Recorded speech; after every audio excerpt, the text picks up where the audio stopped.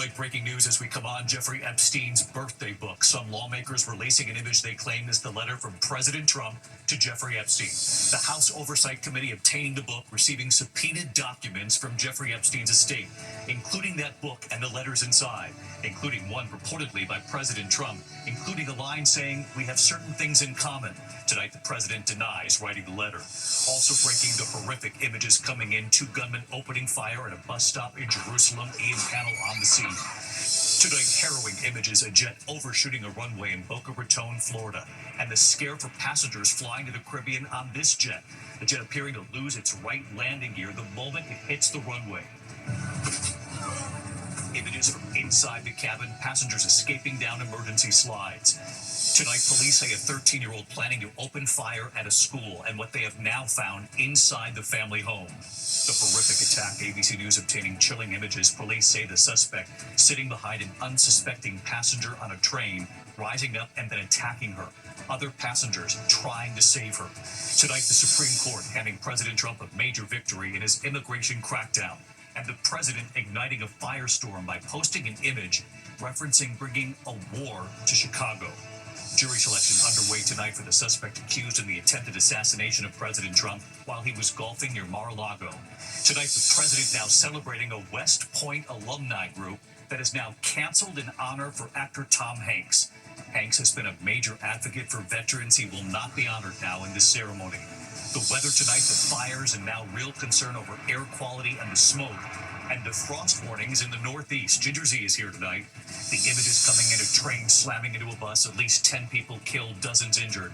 The dramatic rescue of a woman in Michigan. She was competing in an online survival show. She was lost in the woods. Tonight, the country music star and his wife and the loss of their new baby. And we remember a singer and songwriter, and you'll definitely know his music. From ABC News World Headquarters in New York, this is World News Tonight with David Muir. Good evening. It's great to have you with us here on a Monday night. We do begin tonight with breaking news in the battle to release the Jeffrey Epstein files. Tonight, the House Oversight Committee receiving some documents that it had subpoenaed from the Jeffrey Epstein estate, including a birthday book filled with letters marking Epstein's 50th birthday from many of his friends. Tonight, Democrats releasing an image of the sexually suggestive birthday letter that they say was written and signed by President Trump to Epstein in 2003. The president and the White House tonight saying he did not write it. Jay O'Brien leading us off from Capitol Hill tonight. Tonight, under subpoena, the estate of sex offender Jeffrey Epstein delivering to the Republican-led House Oversight Committee the so-called birthday book, a collection of messages given to Epstein for his 50th birthday, including this one, allegedly from President Trump. Democrats on the committee posting the letter online. A crudely drawn outline of a woman's body around lines, including, "We have certain things in common, Jeffrey. Enigmas never age. Have you noticed that?" And at the bottom, this, "A pal is a wonderful thing. Happy birthday, and may every day be another wonderful secret." The typed signature, Donald J. Trump. And underneath, handwritten in thick marker, Donald. News of the letter's existence was first reported back in July by the Wall Street Journal. At the time, Trump called it fake. I don't even know what they're talking about. Now, somebody could have written a letter and used my name. Then saying this. I'm not a drawing person. I don't do drawings of women, that I can tell you. They say there's a drawing of a woman, and I don't do drawings of women. The president quickly filing a $10 billion defamation lawsuit against the Journal and its conservative owner, Rupert Murdoch. Tonight, the White House doubling down. Press Secretary Caroline Leavitt writing, "President Trump did not draw this picture and he did not sign it," saying Trump's lawyers will continue to aggressively pursue litigation. Trump and Epstein were friends for more than a decade in the 1990s. The birthday book was given to Epstein in 2003. 3 years before he was first arrested for sex crimes. The messages were compiled by Epstein's accomplice Ghislaine Maxwell, currently serving 20 years for sex trafficking.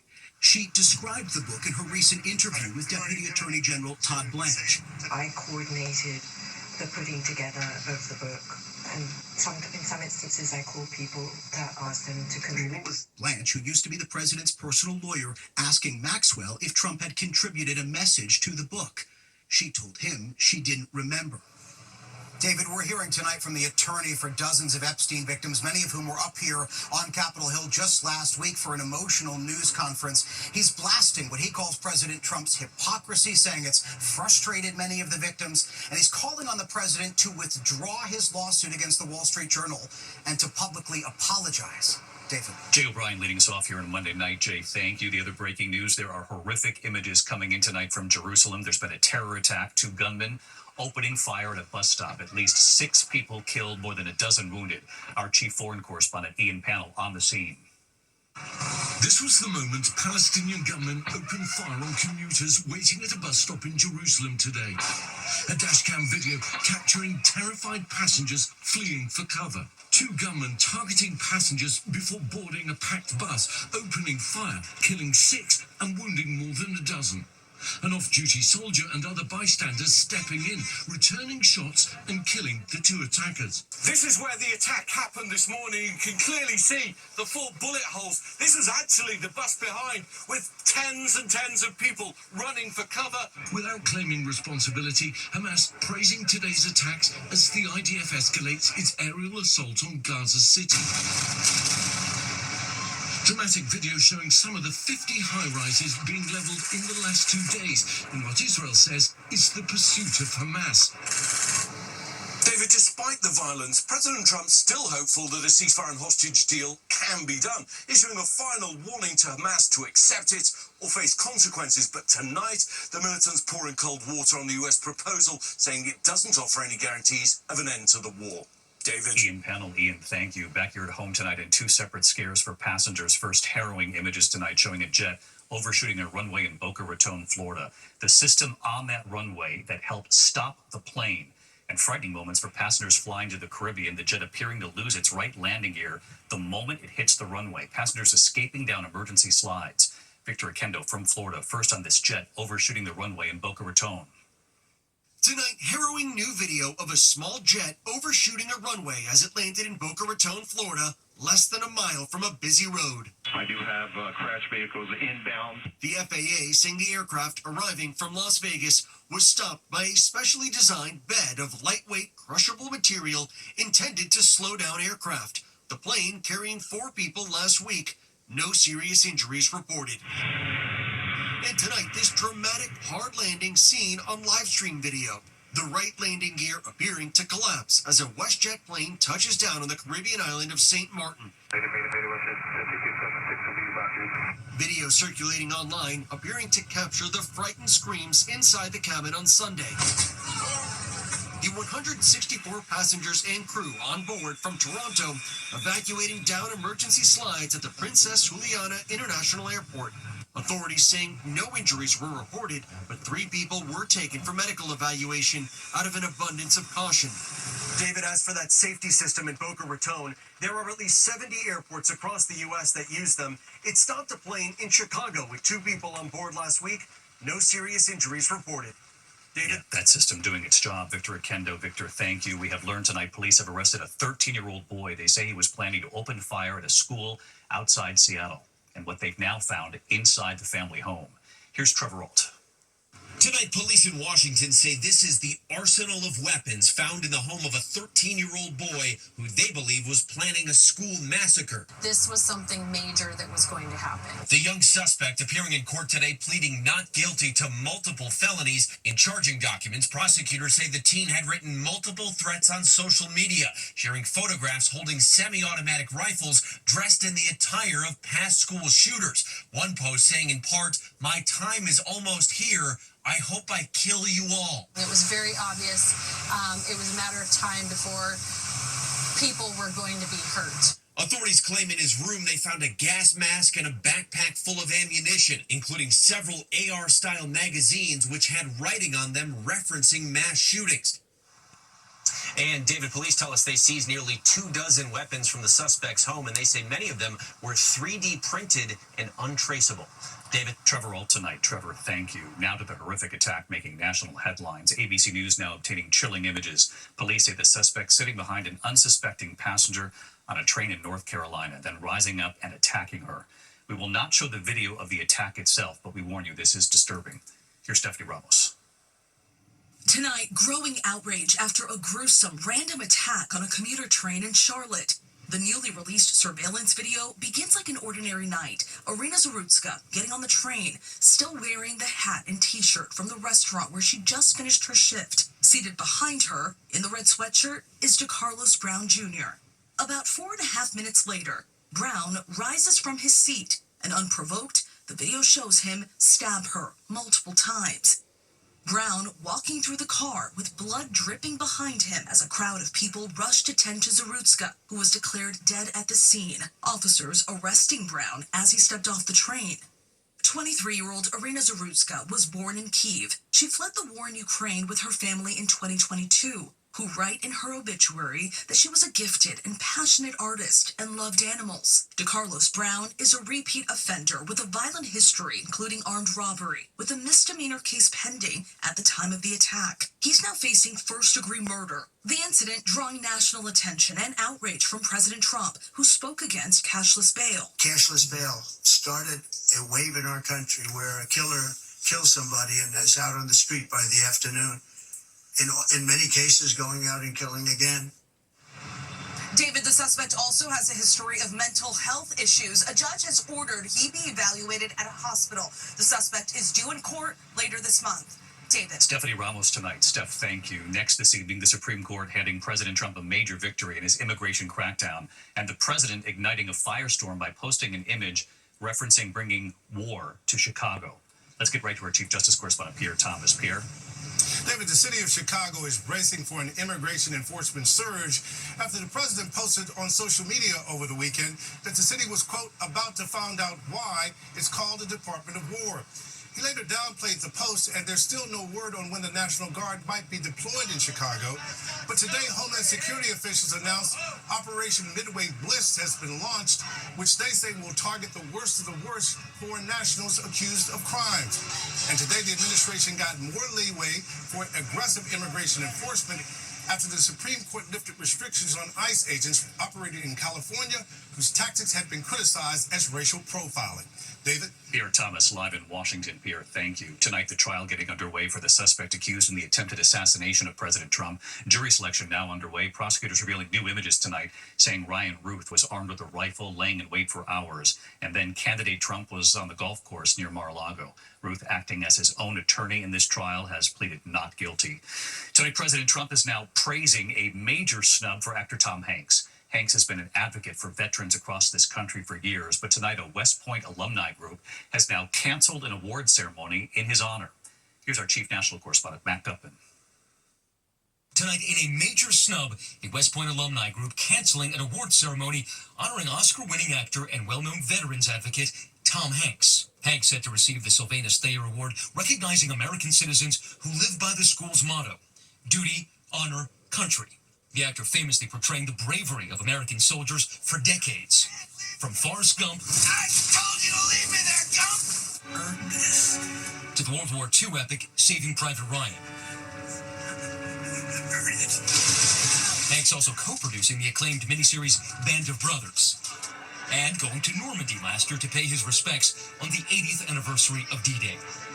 Tonight, the West Point Association of Graduates telling the Washington Post the decision to cancel the ceremony allows it to focus on its core mission of preparing cadets to lead, fight, and win. But Hanks has been a critic of President Trump, whose administration ordered West Point to throw out books on topics including diversity and racism and to disband cultural and professional student clubs. Tonight, President Trump praising the move on social media, saying West Point smartly canceled the ceremony, adding, "We don't need destructive, woke recipients getting our cherished American awards." And David, it's unclear whether Hanks will still receive the award just without the ceremony. And we have reached out to West Point, that alumni association, and Tom Hanks, but have not heard back. David. All right, Matt. Thanks so much. Tonight, air quality alerts from Washington State to Idaho. 2 large wildfires burning in California. Tens of thousands of acres already lost. And the frost advisories in the Northeast tonight. So let's get right to Chief Meteorologist Ginger Z with us here on a Monday night. Hi, Ginger. Hi, David. So let's look at that Garnet fire in Fresno County, California. More than 53,000 acres burned, and you can see the smoke pouring out of that. They've got it about 14% contained. With a southwest wind, it's going to stay the same all the way through Wednesday night until we shift the wind with a front. That same front is going to help the fire conditions all the way up through the Pacific Northwest because it's going to add rain there and even some moisture and humidity levels to the further south, but 1 to 2 inches overall. Now, here in the east, we're seeing our first frost advisories of the season from Maine and New Hampshire back to Saranac Lake, even Bradford, Pennsylvania. They'll wake up, all of them, in the 30s tomorrow morning, David. Season's changing. Ginger, we'll see you first thing in the morning on GMA. Thank you. Tonight, a federal appeals court upholding former journalist E. Jean Carroll's $83 million judgment in her defamation case against President Trump. The justices rejecting the president's argument of presidential immunity. Trump had been ordered to pay Carroll for defaming her when he denied sexually abusing her in the dressing room of a department store in Manhattan back in the 1990s. Tonight, new images coming in of a deadly collision involving a freight train and a double-decker bus. This was northwest of Mexico City. Take a look. At least 10 people were killed when the train slammed into the bus at a railroad crossing. More than 40 people were hurt. That crash is under investigation tonight. When we come back on this Monday night, the well-known country music star and his wife and the loss of their newborn in a moment. Also terrifying moments at a jewelry store. The suspects right here smashing their car into the store before then moving in. And the images coming in late today, a boat explosion just moments after pulling away from the dock. A lot more news ahead tonight. Tonight, a terrifying smash and grab heist in San Jose, California. The suspects crashing through the jewelry store, a dozen suspects breaking cases, taking jewelry. There are reports a store owner was assaulted and later suffered a stroke, according to a friend at a press conference. Police are still searching for the suspects. The images coming in late today, a boat exploding in a marina just seconds after pulling away from the dock in St. Clair Shores, Michigan. 2 people aboard the boat were thrown into the water. They suffered minor injuries. Their dog didn't survive. No word yet on the cause of the explosion. The dramatic rescue tonight of a contestant on a YouTube survival show. The 36-year-old California woman was rescued nearly 18 hours after she went missing in the cold and rainy Michigan forest. The woman frantically waving her arms at that rescue chopper. When we come back tonight, the country music star and his wife on the loss of their new baby. And we remember a singer and songwriter tonight, and you'll definitely know his music. To the index of other news tonight, country singer Drake White and his wife Alex revealing heartbreaking news. The couple revealing that their newborn daughter, Della Elizabeth White, died just minutes after being born on August 31st. The couple saying, quote, "We are heartbroken and soul tired." A passing to note tonight, Rick Davies, the founding member of the British band Supertramp, has died. The band, of course, known for hits including Give a Little Bit, Goodbye Stranger, The Logical Song, so many more. Davies battled blood cancer for a decade. He was just 81. When we come back tonight, what the camera captured. The little boy, his first day of school, he leaves with his parents, but what he left behind on that camera for hours. ABC World News Tonight with David Muir, sponsored by Pacific Life, nearly 160 years strong, with financial strategies for a more confident future. Funny tonight here, America Strong. The first day of school can be emotional for parents, and someone else too. Tonight, it's that time of year for the youngest ones out there, children going to school for the first time. And this evening, an incredible moment caught on camera. It's not just emotional for the family. In Monmouth County, New Jersey, 2-year-old Frankie DeReese and his 4-year-old golden retriever, Bo. He has grown up with Bo, his parents, Frank and Erica, documenting the big moments, walking together, tilting their heads together, eating with no hands. And when it was time for Frankie to go to school for the first time, they said they knew it'd be hard on them, but did not know how hard it would be on the family dog. Mom, Dad, Frankie all walk out the door. And look at what the camera captures. When the parents come back without little Frankie, just watch Bo's reaction, sitting at the bottom of the steps, laying down, wagging his tail, staring at the door. The parents were home, but he wanted Frankie. Hour after hour went by, and he waited, hoping every sound he heard would be Frankie. And then finally, who he'd been waiting for all day, his best friend back home from school. Belly rubs, then a kiss from Frankie to his best bud, Bo. And right here tonight, hi, David. Mom and Dad, Frankie, and Bo. You created, the cutest bond between the two of them. He was confused, to say the least. Yes. It turns out it's not just hard on the parents, it can be difficult for the family dog. Well, back to school, just give your pets a little extra love, because it's tough on them just as much as it is on us. It was really tough on this guy. That's right, but Frankie and Bo back together tonight, the loyal dog who waited all day for Frankie to come home. I'm David Muir. I'll see you right back here tomorrow. Good night. Thank you for making World News Tonight with David Moore, America's most watched newscast.